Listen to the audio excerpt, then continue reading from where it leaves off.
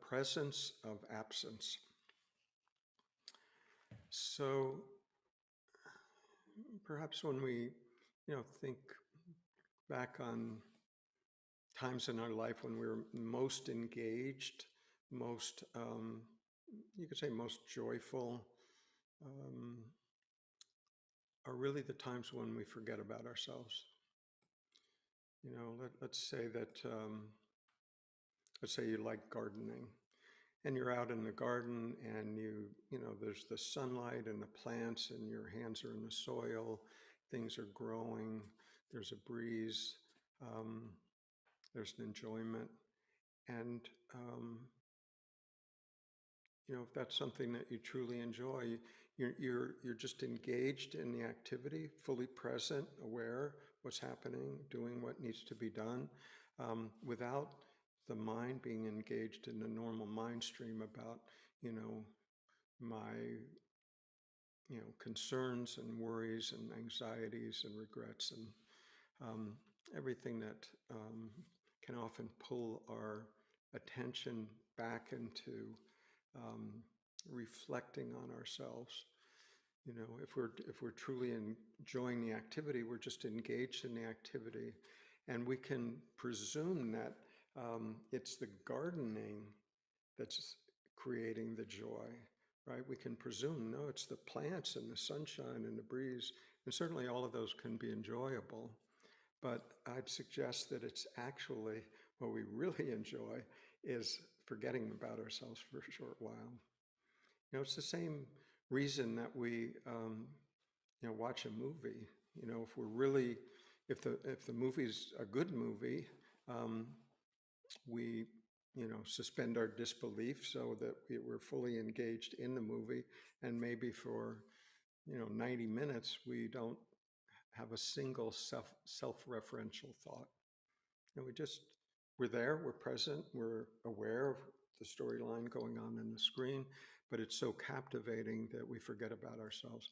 We enjoy that. That feels good, all right? 90 minutes of peace. We like that. It's the same reason, deep down fundamentally that we, if we enjoy sports, we can watch a game, be engrossed in the game, forget about ourselves, or listen to music or go to a concert. Um, what disrupts that, let's say maybe this has happened to you where you were at a get together and everybody was having a good time and laughing, and someone says, oh, aren't we having fun now, right? Sort of a party killer, right? Because everybody then immediately self-reflects, well, wait a minute, I wasn't even thinking about myself, but now that I think about myself, was I really having that much fun? Or, was, and you get in, you just suddenly remember yourself, and you put um, yourself back into this, uh, shrink-wrapped body, um, as separate from everything else that's happening. A moment before, you had forgotten that you were a separate self. You were just enjoying and laughing and joking and interacting and thoroughly engaged in the activity. But once your attention is brought back to, oh yes, don't forget you're a separate person over there, then suddenly we uh, have the sense of contraction again.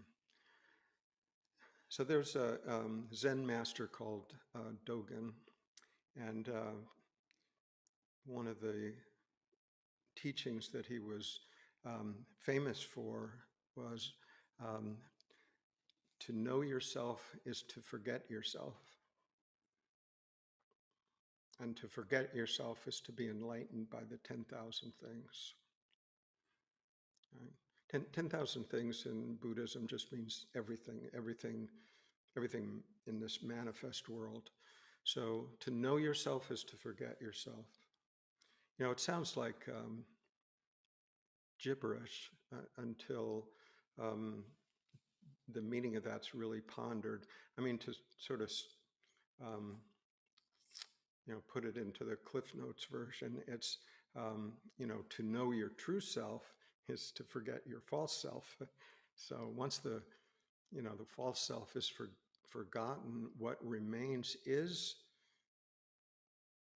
true self, original nature, big self, whatever you want to call it. But that um, which isn't that personal self-referential self that we call I or me.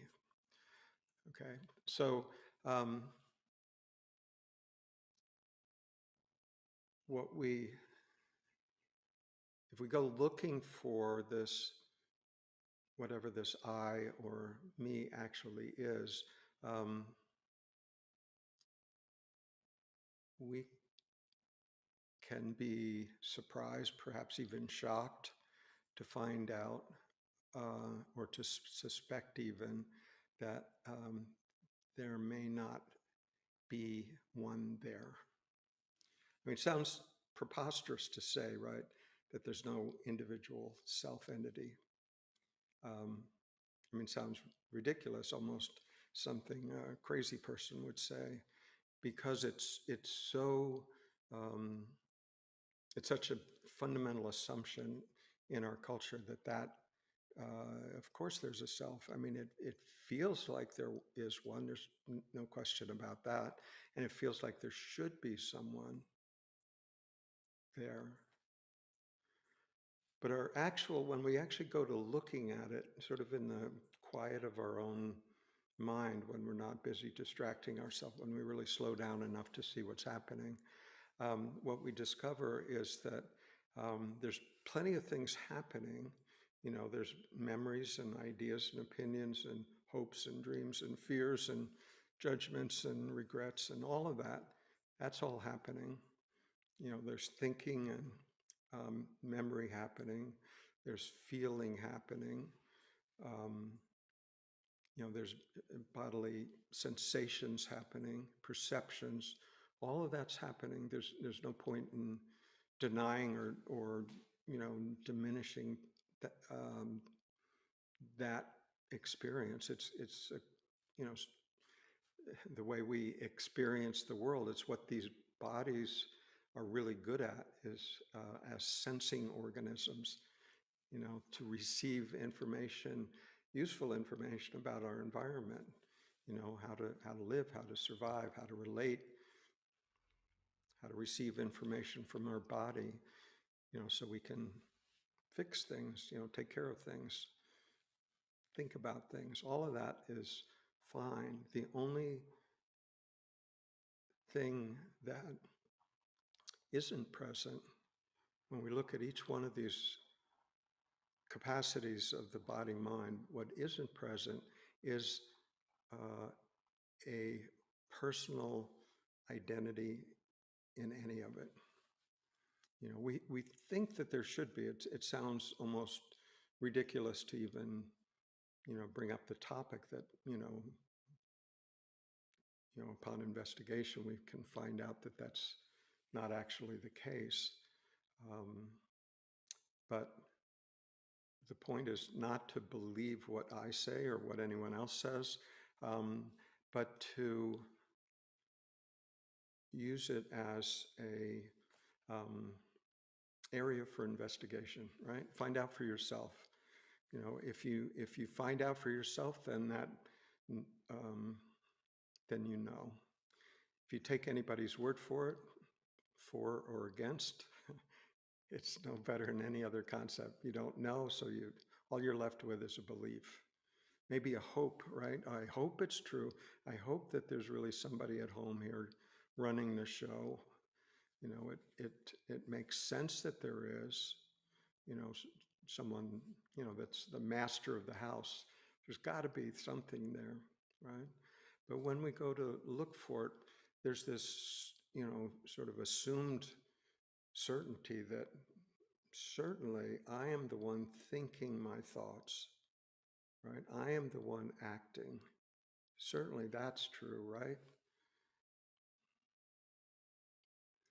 But if that were true, let's take our thoughts first. If that were true, we could think the thoughts that we wanted to think and not think the thoughts that we didn't want to think, or not think any thoughts at all. I mean, if we were actually the thinker of those thoughts.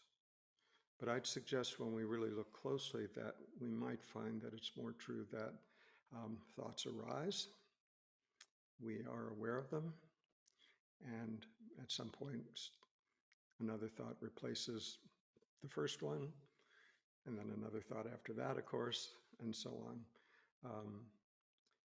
And that succession happens.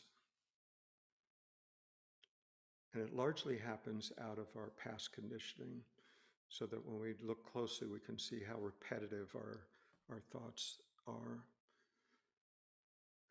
And we can, look at our actions also. And when we look real closely, we might find that we act, and then a fraction of a moment later, we take credit for it, right? We decide, and then there's that sense of, I decided, right? But what contributed to that decision? Was it not the entirety of your life up to that point? Your culture, your friends, your parents, your past experience, everything contributed to that. It wasn't an absolutely original act at that moment. It came out of conditioning. So all of these sensing capacities that this body-mind organism has is a very convincing show, right? And to question it takes some courage to really look and to see what's actually going on there. But what is available is the knowledge. Whatever is actually true, I'd suggest, is what's important. What we believe is true, may be comforting, I suppose. But I mean, if we're really trying to get to the heart of the matter about what this life is about, we need to be willing to go to the mat, to question even things that don't seem, well, frankly, seem preposterous, right? But there are things in life that seem preposterous that are actually true. It's like this table is solid. I can knock on it, and yet at an atomic scale, it's the atoms are of a spacing equivalent to grapefruits at either end of a football stadium. Otherwise vast amounts of emptiness, and yet at the scale that we humans happen to be operating, it feels solid. So if you told someone a few hundred years ago that no, it's vast emptiness, with just an atom here and there, they would have thought you crazy. Okay, so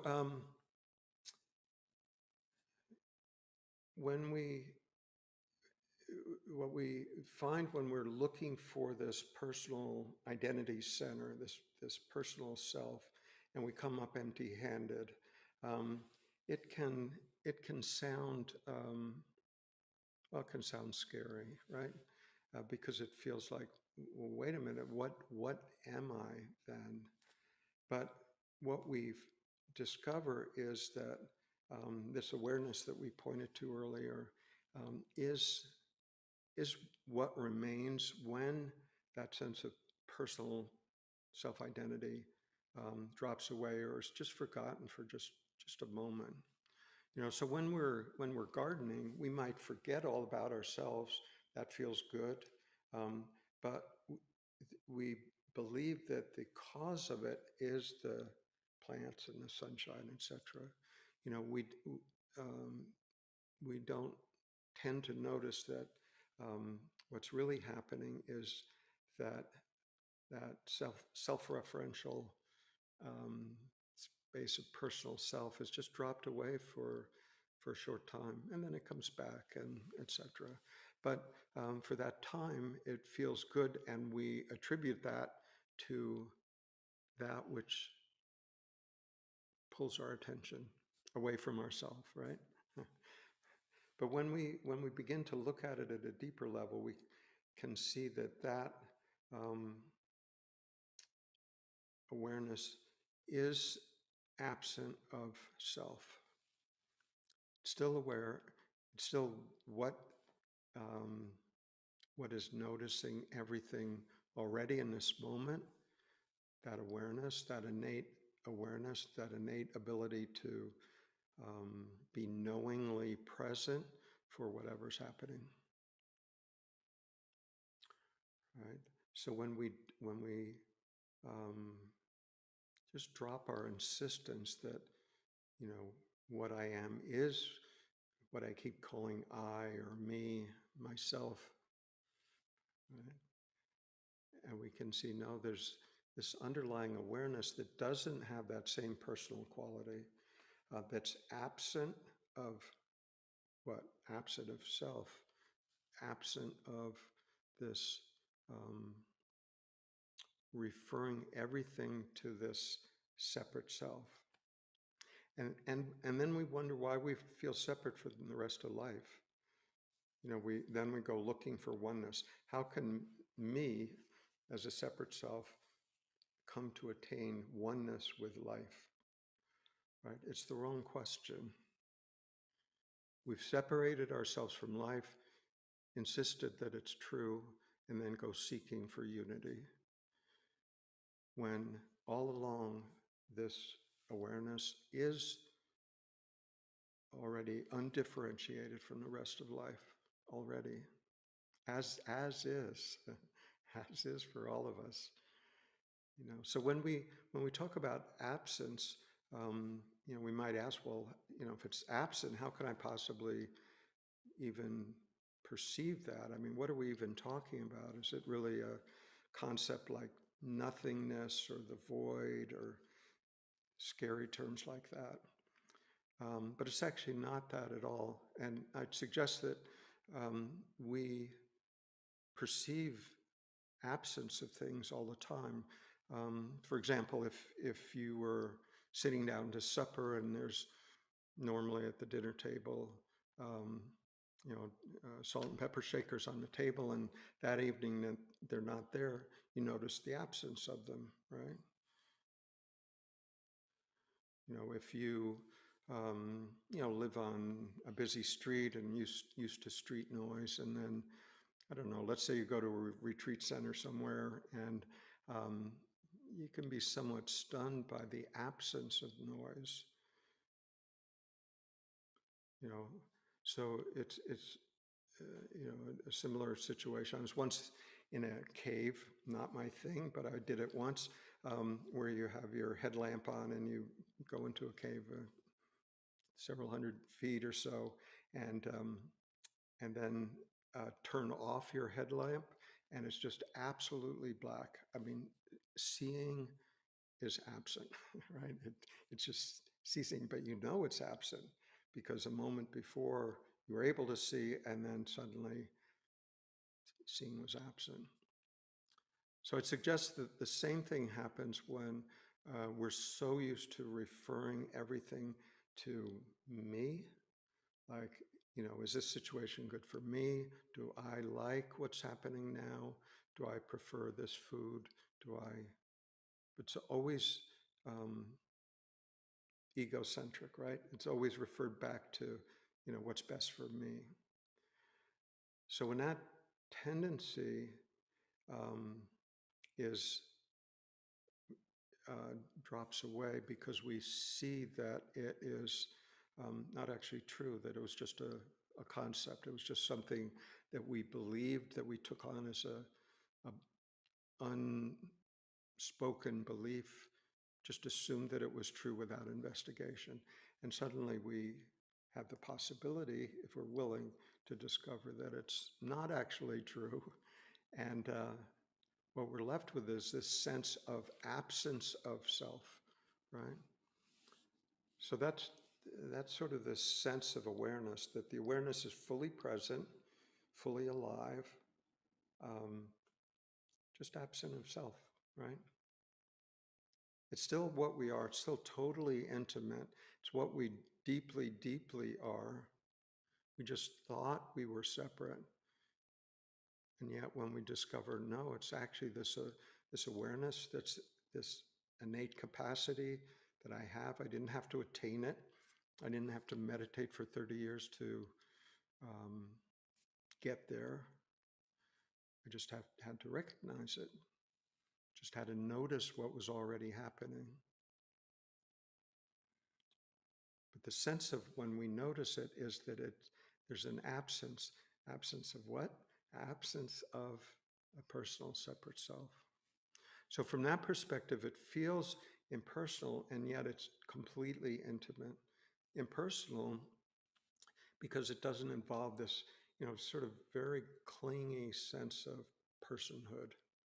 You know, our hope in this enlightenment journey is this personhood, me, will attain enlightenment that will result in, eternal bliss for me, right? That's the hope. But um, the good news is um, peace and joy are possible. The bad news is it's possible only in a sustained kind of way, only um, when we are willing to relinquish this insistence on a personal separate self. So the personal separate self is what we wake up from. It's not what wakes up. We as separate individuals don't wake up. That's what we wake up from. We wake up to our immensity that already is, the immensity that is absent of form, right? Absent of attributes, absent, but full of formless potential, full of, the ability to witness, participate in everything,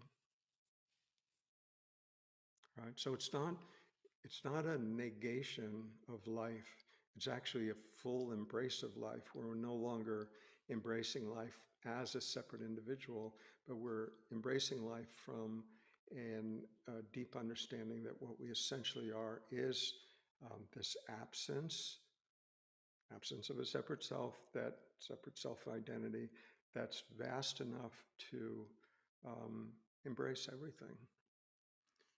Right?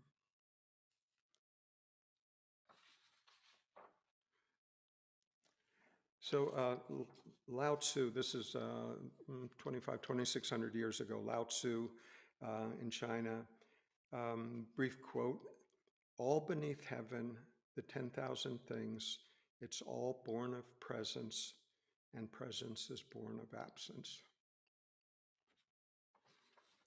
So presence, the manifest world, right, arises from, is witnessed by, is not different than absence, awareness.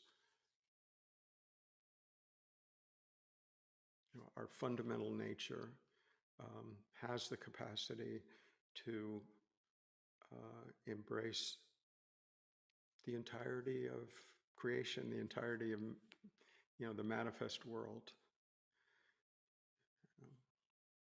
So this sense of absence isn't like a metaphysical concept where it's a negation, it's a void, it's a nothingness. Not that at all. It's actually the sort of capacity of formless potentiality to manifest into form, and therefore not other than presence of the 10,000 things, presence of everything. Right. The classical example of that um, insight is um, gold. You can take gold and make, earrings and necklaces and bracelets and rings and everything. Um, and yet, whatever form it takes, it's still gold. It's nothing but gold. Um, but it can take the form of whatever. And in this case, just this um, formless potentiality, absence, formlessness is the origin, is the unfolds as this amazing creation that we are privileged to be a part of, to witness. So we can say, as I've talked about before, that our entire experience, it happens, within this field of awareness. And, because of that, some people have said, well, therefore, this whole manifest world, this creation is just an illusion, right? It's just a dream. But that would be, just a dualistic approach, trying to reject the troublesome part of things so that we can sort of reside in a transcendent state above the fray and not have to worry about how to actually be in that world. But that manifest world, that creation, has the ability to inspire us, has the ability to challenge us, has the ability to humiliate us, has the ability to, um, bring us to states of joy.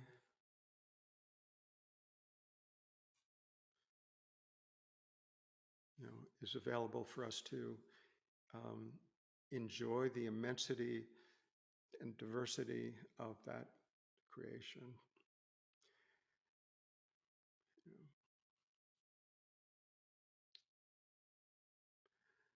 So sometimes we can sort of, want the pleasant side of creation, but not the other side, and yet it, the entirety of it arises and can only arise from that underlying potential, that underlying absence, and as such, it is um, whole, right?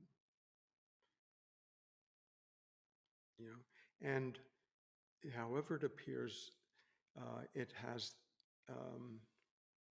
the potential for us to learn about ourselves in an ever ever deepening kind of way, because it comes from the very root of life itself. Therefore, what is present, what is created, still has that scent, if we're willing to look at it that way, of the mystery, of the absence coming into form. And therefore, whatever this experience happens to be in that moment, may be glorious, may be difficult, may be mundane, in any case, it still comes from the same fundamental potentiality, the same formlessness, right? So this is the basis for the Heart Sutra, stating form is emptiness, emptiness is form. Just removing any distinction between the two, that one is not different from the other. It's not that we have to choose the transcendent over so-called material world. We can see that that underlying absence of self, absence of concepts, absence of this constant self-referential um, movement that we play, um, is already the case, is already what we are. Yeah. So this absence, even though it is often interpreted as, the void or nothingness, is actually fullness of life itself. It is the source of this entire experience called life that we're enjoying. So it's important not to try to conceptualize these ideas, but really sense into the underlying depth of them, you know. So this world of form, um, the two ways that miss the point entirely. One is a reductionist kind of way. Well, it's all atoms anyway, just bumping into each other, and it's a material world independent of consciousness. It's just out there as fixed form, um, a purely mechanistic world. That to arrive at that conclusion, you have to be willing to disregard the most fundamental thing about your experience, which is awareness, right? Disregard that, and yeah, what's left is purely materialistic. So that's one um, sort of flawed approach. The other flawed approach that often appears in spirituality is that um, the the world is illusion. Therefore, why worry about it? I'll just, sort of focus on my transcendent state and, let the world, sort of vanish into its own illusory self, But, that's not, who are we really to dismiss this, um, this amazing creation? Yes, it all appears within awareness. Okay, great. That's pretty amazing, isn't it? You know, so rather than just sort of dismiss it to the trash can of illusion and not worry about it anymore, I mean, what we can do is just, um, learn to be appreciative of it, be grateful for that amazing experience occurring within awareness. Yes, beautiful. Um, Still can be a cause of awe and joy and amazement and gratitude and love. Uh,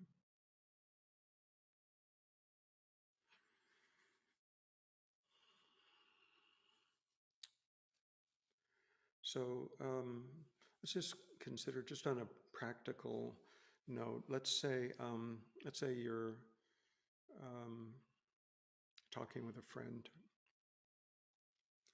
and um, you can be conversing with a friend, and the way most people do it is they're just, they're sort of listening to their friend, but they're, in the meantime, they're thinking about what they really want to talk about or what they're going to say next. As soon as the friend quiets down for just a moment, so I'll slip in there and say what I want to say. That's how most people converse. Not all, clearly, but many people. Okay. The other way of being with a friend is just listening, actually listening, being present for. And the only way you can actually be present for your friend is to be absent of yourself, right?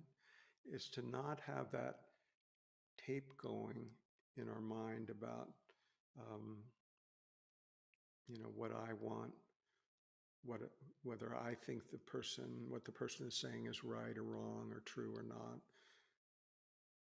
But just listening, right? Just that absence of personal self, just the availability of it. Um, And that is a gift we can give to the other person. Totally present. It's not, I don't mean by any sense just be checked out somewhere.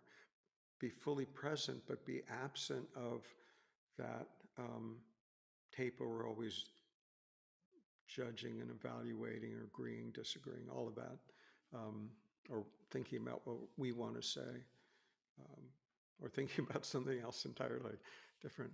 I mean, none of that, just being present for, without the desire to want anything from the other person, without trying to manipulate the situation, without trying to, just being present, available. What a gift. What a gift.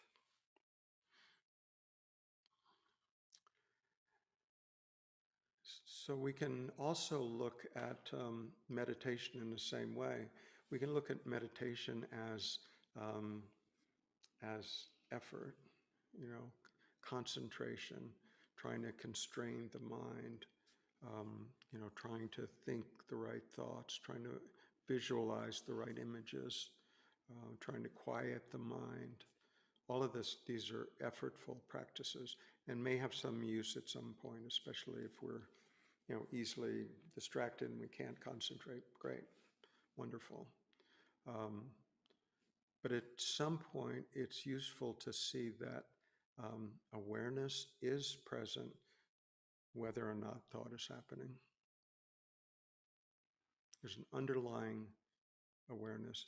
Just like you can be present for your friend when your friend's talking without having the tape going inside your own head. You can just be there, listening, present, despite words being spoken by the other person or even yourself.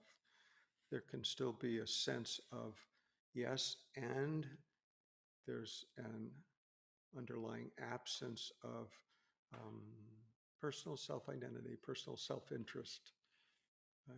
Not because we're trying to be good people or spiritual people, just because it's not true, right? It's not true. When we realize that, we don't have to try to get rid of it. We just see at an ever deeper level, maybe over some time, that it's not actually true. It's not actually what we are. What we are is vastness, this emptiness, this absence. I think I have another quote that I quite like. This is also one of the Taoists from China, the proto, what eventually became Chan in Chinese, which eventually became Zen in Japan. But this is before all that. This is Chuantazu, which was 100 years or maybe 200 years after Lao Tzu.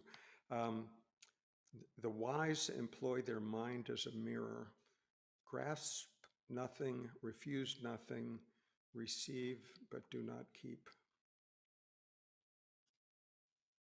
Okay? The wise employ their mind as a mirror, grasp nothing, refuse nothing, receive but do not keep. So this is just, the availability when we truly recognize that absence and how it functions in the world of creation, manifestation, presence, right? In the world of the 10,000 things, that that emptiness, that awareness, that place that is absent of self is then available for whatever arises without the need to grasp, without the need to even refuse to see, allowing things to be received, felt, enjoyed, no problem, but also without the need to hold on to anything, right? Like a mirror, just, be present for, without the need to hold on to it. The next image comes along, the mirror's not resisting and it's not grasping, right? It's not saying, "Oh no, I like the other image better," or I'm tired of this image. I want another image.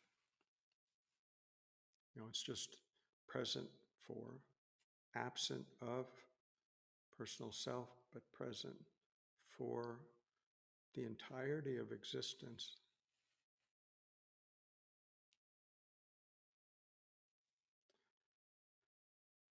Okay, so we can see in that sense, hopefully, that this creation, this manifestation, this presence is a fulfillment of that underlying absence, that underlying potentiality, not yet into form, right? The awareness is sort of the first arising, so we can experience awareness prior to form. We can experience awareness with form. What we can't directly experience, even though it's at the heart of things, is this underlying absence, the deepest absence, because that is the source of awareness. Whatever's in form can be experienced by awareness, but um, that which out of which awareness arises, that we don't have the ability to experience directly, but we can see it in all things when we actually are willing to look at things that way. Sort of the underlying pattern that emerges, which life clearly has, the abundance of life, the magnificence of life. There is something that is being expressed through life that we have the privilege to be present for and enjoy and witness. Okay, so one last quote, again by Lao Tzu. If you're not free of yourself, how will you ever become yourself?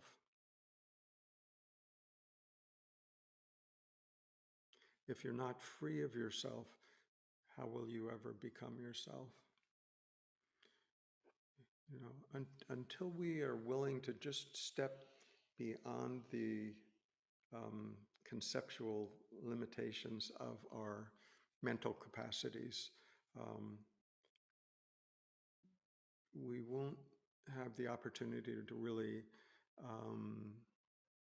experience what we truly are, which is present already. We're not abandoning anything of value. The only thing that we abandon is our certainty of what we believe ourselves to be now.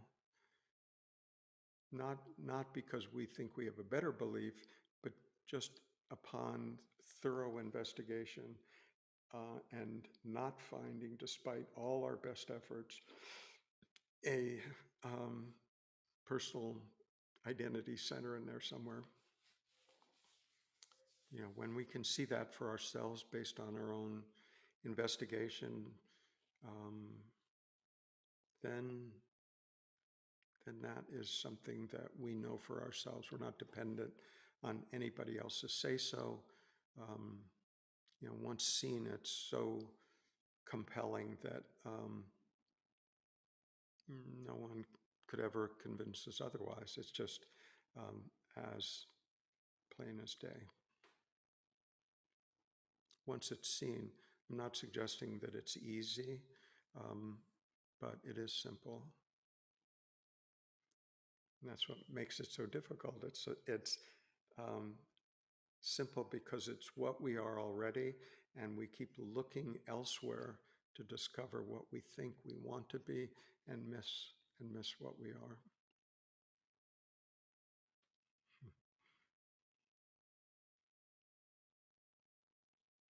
And that's what's so funny when it's recognized. It's humor at our own expense for having chased something for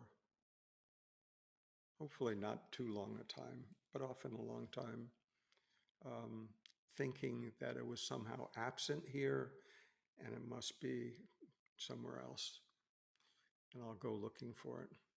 And that's why we miss it. We deny it here and we look for it out there. All the while it's here and not there. And so we miss it.